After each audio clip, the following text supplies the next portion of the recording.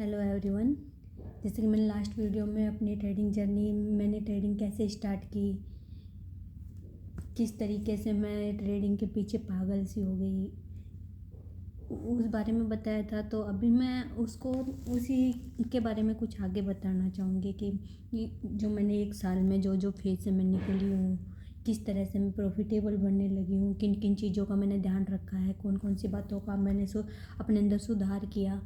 और लोगों क्या कि अपन जो वीडियो देखते हैं यूट्यूब पे, कोई सोर्स डालते हैं, किसी का 1 करोड़ का प्रॉफिट हो रहा है, कोई 6 करोड़ का प्रॉफिट, तो उन्होंने इतना लंबा प्रॉफिट कमाने के लिए मार्केट में उतना अमाउंट भी लगाया होगा, उनका एक्सपीरियंस भी होगा। और कुछ लोग तो क्या करते हैं कि सिर्फ अपना प्रॉफिट दिखाते हैं, लॉस कभी शो ही नहीं करते कि मार्केट में लॉस होता है। और ये सब जानते हैं कि मार्केट में 90% लोग ऑप्शंस में लॉस ही करते हैं, और 10% लोग प्रॉफिट भी करते हैं। और वो 10% लोग कौन होते हैं, वो मैंने ये अपने पर्सनल एक्सपीरियंस से सीखा है, किसी के कहने बताने से, या फिर बहुत से लोग कहते भी हैं कि मार्केट में सिर्फ 10% लोग प्रॉफिट करते हैं, लेकिन वो 10% होते कौन है ये कोई भी नहीं बताता। वो 10% लोग वो होते हैं जिनके अंदर पेशेंस होता है, जिनका कोई अपना खुद का कोई सेटअप होता है, वो जो अपने सेटअप का इंतज़ार करते हैं। सेटअप बना तो ट्रेड लिया, सेटअप नहीं बना तो नहीं कि लिया। और सबसे ज़्यादा जो ट्रेडिंग में लॉस होता है वो ओवर ट्रेडिंग से होता है। ये तो मैं नहीं, सभी कहते हैं और ये सब जानते भी हैं। क्या हुआ कि मैंने जब ट्रेड स्टार्ट किया था, तो आपको सी बात है, सब प्रॉफिट को देख के, तो मैंने भी प्रॉफिट देख के स्टार्ट किया था। उस दौरान बहुत से लोगों के वीडियो देखते थे, मुझे नहीं पता होता था उन्होंने कितने पॉइंट्स बुक करे, निफ्टी में कोई ट्रेड ले रखा है, उन्होंने बाइंग प्राइस क्या है, सेल प्राइस क्या है, बस ऊपर जो प्रॉफिट दिखता है, 1 लाख का प्रॉफिट हो गया, 2 लाख का प्रॉफिट हो गया, 50,000 का प्रॉफिट हो गया। ये देख के तो लगता है यार ये सही है। एक मज़दूर आदमी 400 रुपये कमाने के लिए सुबह से शाम तक पत्थर डालता है, पूरे दिन धूप गर्मी बरसात में काम करता है, तब 400 रुपये मिलते हैं। और ये लोग सिर्फ आधे घंटे में, 15 मिनट में, 10 मिनट में 1-1, 2-2 लाख, 50-50 हज़ार का प्रॉफिट करके निकल जाते हैं। हर प्रॉफिट देख के देखो हर कोई अट्रैक्ट होता है। मैं क्या, हर कोई, आप लोग भी, मैं भी, जो भी इंसान है, प्रॉफिट को देखकर, पैसों को देखकर किसको अच्छा नहीं लगेगा। मेरे को भी अच्छा लगा था। फिर जो जो फेज आता है ज़िंदगी में लॉस होने का, जब वो लॉस होने लगते हैं, तो कई बार तो दिमाग में आता है कि हमारा जब कुछ लॉस हो गया तो बस ये रिकवर हो जाए, फिर इसके बाद मैं मार्केट को छोड़ दूँगा। ये सब के अंदर आती है। और मार्केट को कोई भी नहीं, एक ऐसी, मतलब एक ऐसी लत लग जाती है ना मार्केट की, सुबह उठते ही सिर्फ अपना डीमेट खोला, ट्रेड ठोका, लॉस हुआ, ओवर ट्रेड कर करके कैपिटल साफ करना, ये हर किसी के साथ होता है, ऐसा कुछ नहीं है। और मेरा जो लॉस हुआ वो लॉस होना ज़रूरी भी था। अगर मैं लॉस नहीं करती, प्रॉफिट ही करती रहती, तो मैं मार्केट को सीखती नहीं है। वो लॉस से हालांकि दुख तो होता है, लेकिन अगर वो लॉस नहीं लेती तो मैं इतनी सीखती भी नहीं। तो मार्केट में प्रॉफिटेबल होने का सिर्फ एकमात्र एक ही तरीका है, अपना एक खुद का एक सेटअप होना चाहिए, उसी पे ट्रेड लो, अपना स्टॉप लॉस फिक्स रखो, और सेटअप बने तो ट्रेड गया, नहीं बना तो नहीं करना है ट्रेड। धैर्य के साथ बैठे रहो मार्केट में, लॉस को काटना सीखो। यही एक मात्र रास्ता है मार्केट में प्रॉफिटेबल होने का। और आप अपने मनी मैनेजमेंट, रिस्क रिवॉर्ड, इन सब चीज़ों के बारे में फोकस करो। मार्केट में सस्टेन होने का एकमात्र तरीका ही मनी मैनेजमेंट मैनेजमेंट है, पोजीशन साइजिंग है। अगर आपने लॉस में तो ले ली बड़ी क्वांटिटी और प्रॉफिट में आप 2 लॉट से ट्रेड कर रहे हो, लॉस वाले ट्रेड में आपने 10 लॉट ले रखे हैं, तो आप कभी प्रॉफिटेबल नहीं होंगे। पोजीशन साइजिंग भी सेम ही होनी चाहिए, सेम तो नहीं मेरे हिसाब से। तो मैं जो ट्रेड करते हैं उसमें मंडे, ट्यूसडे और वेडनेसडे, इन 3 दिन तो मैं थोड़ी सी बड़ी क्वांटिटी से ट्रेड करती हूँ, और थर्सडे को और फ्राइडे को मैं पोजीशन साइजिंग अपनी कम कर लेती हूँ। ये होना चाहिए आपका भी कुछ रूल्स होने चाहिए, कुछ रूल्स रेगुलेशन तो होने चाहिए मार्केट में सस्टेन होने के लिए। क्या क्या था कि पहले जब ट्रेड लेती थी तो स्टॉप लॉस भी लगाना नहीं आता था। स्टॉप लॉस क्या होता था ये भी नहीं पता था, लॉस हो जाता था, पूरे पूरे दिन दिमाग ख़राब रहता था।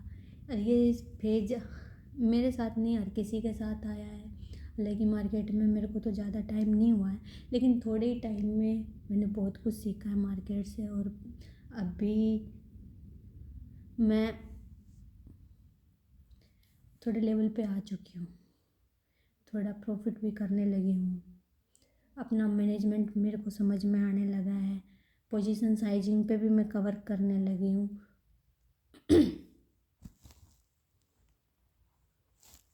तो दोस्तों, मैं बस एक ही बात कहना चाहूँगी कि मार्केट में अगर आप आ रहे हो तो आप अपना सबसे पहले आपको लर्निंग पे फोकस करना चाहिए। आप अपना जो मेहनत का पैसा है उसको ऐसे ही बर्बाद नहीं करना चाहिए। सबसे पहले आप छोटे छोटे अमाउंट से ट्रेड करने आओ, जैसे कि 5,000 10,000 से आप सबसे पहले आप लोगों को स्टॉक में ट्रेड करना चाहिए। जैसे कि घनश्याम सर कहते हैं कि स्टॉक में 1% की मूवमेंट के लिए अपन पूरे पूरे दिन वेट करते थे वो, तो उसी हिसाब से और ऑप्शंस में आपको 5-5 10% मिल जाता है और आप उसकी भी वैल्यू नहीं करते और ओवर ट्रेड करके कई बार तो ऐसा होता है कि मॉर्निंग में ही मार्केट हमें पैसे दे देता है और फिर 3 बजते हम उस प्रॉफिट को ख़त्म कर देते हैं। और हमारी आदत होती है हमें रेड में ही क्लोज करते हैं। कुछ टाइम आता है ऐसा ज़िंदगी में, तो छोटे अमाउंट से पहले एक ही ट्रेड करो। अगर आपके पास शुरुआत में आप मार्केट में इतने पैसे लेके आए हो कि आपका 10 दिन भी आपका एसएल चला जाए तो आपका माइंडसेट ख़राब नहीं होना चाहिए। 500 रुपये का एसएल ले रहे हो तो 10 दिन में आपके 5,000 रुपये जाएंगे और 10,000 फिर भी 5,000 आपके पास सेफ है। और 10 दिन एसएल कभी भी आप अपना कभी भी कॉन्ट्रैक्ट नोट उठा के देखना, मैंने खुद का भी कॉन्ट्रैक्ट, हमारा 50% एक्यूरेसी हमारी मार्केट में है। सबसे ज़्यादा जो बड़ी प्रॉब्लम हमारे साथ मार्केट में होती है वो हमारा मैनेजमेंट है, हमारी ओवर ट्रेडिंग है। जब हम 50% सही होते हैं और हमारा टारगेट 1:2 होता है तो हम फिर भी प्रॉफिटेबल ही होने चाहिए।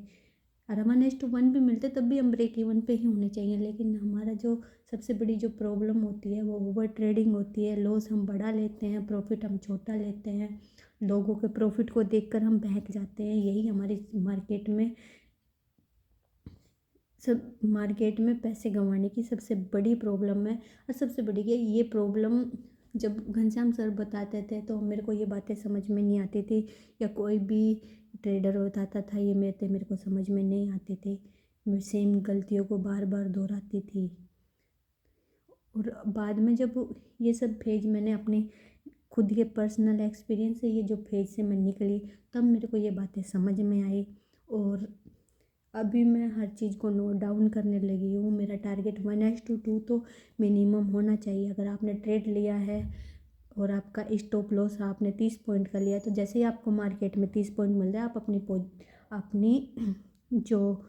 अपने जो ट्रेड है उसको CTC डाल देना चाहिए कि अभी अब मैं इस ट्रेड में लॉस तो नहीं लूँगा। और 1:2 मिलने के बाद में आपको अपने कुछ क्वांटिटी आपको निकाल लेनी चाहिए और कुछ क्वांटिटी को 1:1 या 1:2 CTC डाल के ट्रेड करना चाहिए। इस हिसाब से अगर आप ट्रेड करते हैं तो आप मार्केट में प्रॉफिटेबल भी होते हैं और आप अपने पैसे भी बना सकते हैं। तो मेरे अकॉर्डिंग आप अपना रिस्क मैनेजमेंट में सबसे बड़ी बात है।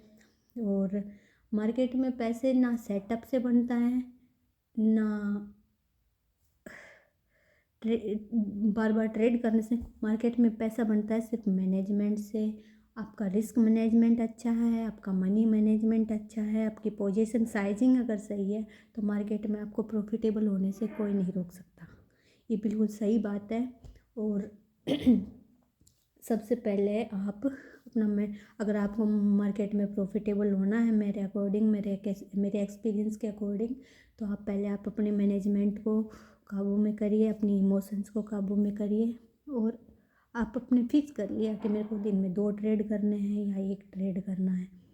और स्टॉप लॉस फिक्स कर लीजिए कि मेरा ये स्टॉप लॉस है, 500 रुपये से ज़्यादा मैं एसएल नहीं दूंगा। अगर आपका 500 रुपये का लॉस हो जाता है, आप अपने सिस्टम को क्लोज कर दीजिए। मेरे अकॉर्डिंग तो मुझे यही सही रास्ता, और यही बिल्कुल सही रास्ता है। और आपका जो पर्सनल सेटअप है, उस सेटअप पे अगर आप काम करते हैं तो उस सेटअप की एक्यूरेसी के बारे में आपको पता होना चाहिए। जैसे कि एक सेटअप है, घनश्याम सर ट्रेडिंग के दौरान हमें 3, 4 से 5 सेटअप सिखाए थे। तो एक सेटअप पकड़ लो, पहले सबसे पहले एक सेटअप पकड़ो, उस पर कंटिन्यू 100 ट्रेड लेने चाहिए।